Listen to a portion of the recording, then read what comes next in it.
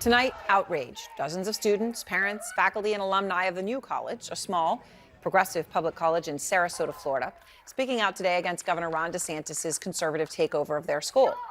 DeSantis has removed 6 of New College's 13 trustees just in January, insisting that the school had declining enrollment and was too focused on things like diversity and critical race theory.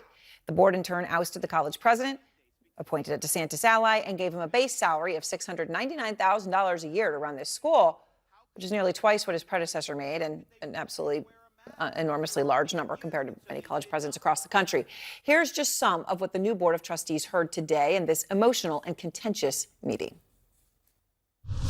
I'd like to be one of the first students to welcome our new president by letting you know that you are in fact not welcome here. What you're doing here is not about education. This is political theater. You want political theater? We'll give you a show, and we're not going to make this easy for you. Does this trustee have the intellectual skills and fiduciary duty to serve New College? Or, as he's admitted to the media, is he merely a soldier of rhetoric in DeSantis' army? Please make sure to comply with outstanding public records requests in order to not break the law. Thank you.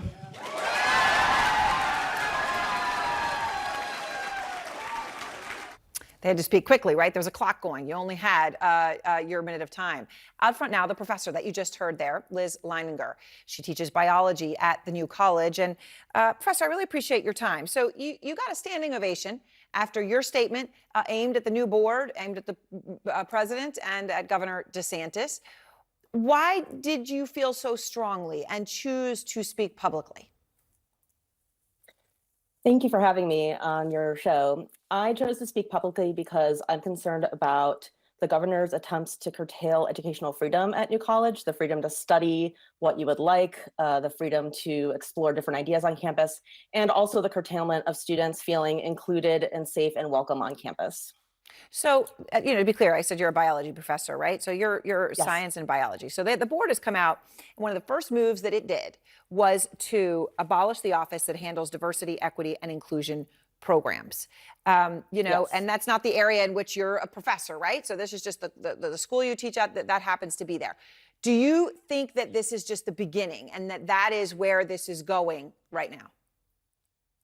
I do want to say that as a professor of biology and neuroscience, I care deeply about outreach and inclusive excellence and deeply about diversity and fields like gender studies that are in the crosshairs. Yeah. I, in fact, teach a course in gender studies, and I stand with all of my gender studies colleagues for the freedom to explore our area.